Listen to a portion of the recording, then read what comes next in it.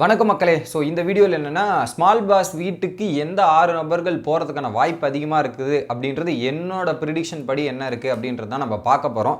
So அந்த வகையில் பார்த்தீங்கன்னா நிக்சனோட கேப்டன்சியை பொறுத்தவரையும் அவரோட ஒரு ஹைலைட்டான மூமெண்ட் எதுவாக இருக்குன்னா ஃபுட்டு கரெக்டாக கொடுக்கணும், ஃபுட்டு ப்ரொவைட் பண்ணுறதுல நம்ம சரியாக இருக்கணும் அப்படின்றதுல தெளிவாக இருப்பார். ஓகேங்களா? ஸோ ஃபுட்டில் வந்தாலே நிக்சனுக்கு கோவம் வந்துடும். பல இடத்துல நம்ம பார்த்துருப்போம். ஸோ அந்த ஃபுட்டை பேஸ் பண்ணி நல்லா பண்ணுறவங்க யார் அப்படின்றத செலக்ட் பண்ணிங்கன்னா ஒரு 4 பேர் தான் வீட்டுக்குள்ளேயே தேடுறாங்க. அந்த 4 பேர் யாருன்னா ஜோவிகா, விசித்ரா, கூல் சுரேஷ் மற்றும் தினேஷ். இவங்க 4 பேர் தான் ஃபுட்டில் அதிகமாக சமைக்க தெரிஞ்சவங்க.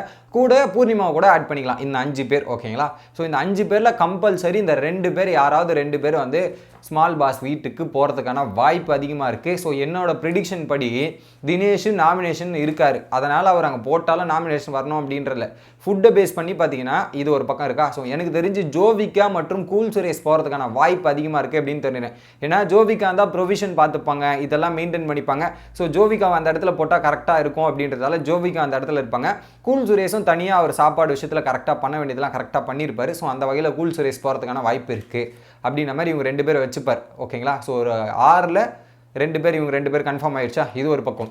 அடுத்து இன்னும் 2 பேருக்கு ஒரு சண்டை இருக்குது. ஸோ நிக்சனுக்கு வந்து மணிச்சந்திரா பண்ணுறது சுத்தமாக பிடிக்கல. அதனால் கூட வச்சிருக்கணும்னு நினைக்கவே மாட்டார். ஸோ இல்லை மணி அண்ட் ரவீனாவை பிரிக்கணும்னு நினைக்கிற எண்ணமாக இருக்கும். அந்த கேட்டகரி பார்த்தீங்கன்னா மணி ஆர் ரவீனா. ஸோ இவங்க 2 பேரில் ஏதோ ஒரு கேட்டகரி அங்கே போயிடும். எனக்கு தெரிஞ்சு மணியை நாமினேஷன் அனுப்பணுன்றது புள்ளிக்கு அங்கே ஒரு கூட்டணியாக இருக்கும். ஸோ மணியை நாமினேஷன் அனுப்பணுன்றது தெரியல. மணி மற்றும் ரவீனாவை அனுப்பணும். ஆனால் மணியை அனுப்பணுன்றதுல மாயாவும் சரி பூர்ணிமாவும் சரி ரொம்ப தெளிவாக இருப்பாங்க.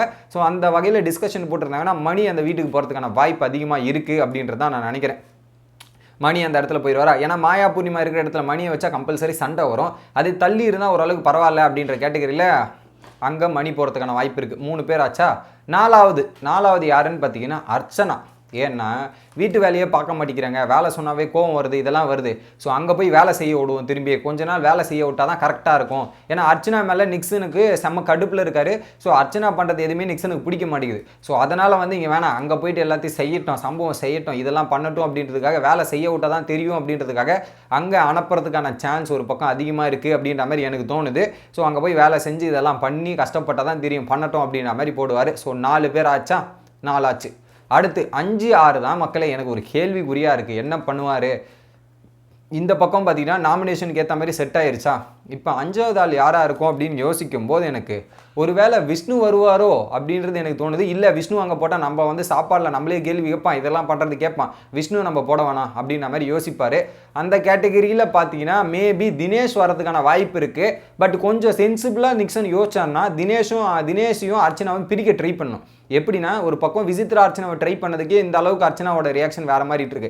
இப்போ தினேஷும் அர்ச்சனாவும் கொஞ்சம் கூட ஒன்றா இருக்காங்க, இதெல்லாம் பண்ணுறாங்க. ஸோ அதை ஸ்மார்ட் மூவாக யோசிச்சு தினேஷை தனியாக அர்ச்சனாவை தனியாக பிரித்து போடுற மாதிரி பண்ணால் நல்லாயிருக்கும். பட் அதை மீறி போடணும்னு தினேஷை போட்டார்னா ஒன்றும் பண்ணுறதுக்கு இல்லை. ஏன்னா அவரும் சாப்பாடு சைடில் கொஞ்சம் கோஆப்ரேட் பண்ணுவார், இதெல்லாம் பண்ணுவார். ஸோ அந்த வகையில் தினேஷ் போகிறதுக்கான அதிகபட்சமான வாய்ப்பு இருக்குது.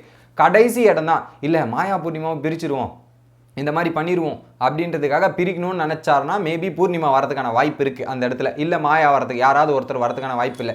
ஏன்னா பூர்ணிமா வேற தப்பன்னு பேசிகிட்டே இருப்பாங்க, கடுப்பாயிருவாங்க அப்படின்ற கடுப்பு இருக்குது.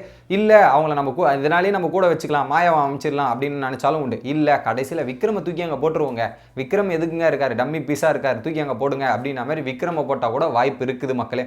என்னோட கருத்துப்படி பார்த்தீங்கன்னா மணி கன்ஃபார்ம் வருவார், ஜோவிகா வருவாங்க, கூல் சுரேஷ் மற்றும் அர்ச்சனா, இவங்க 4 பேர் கன்ஃபார்ம்.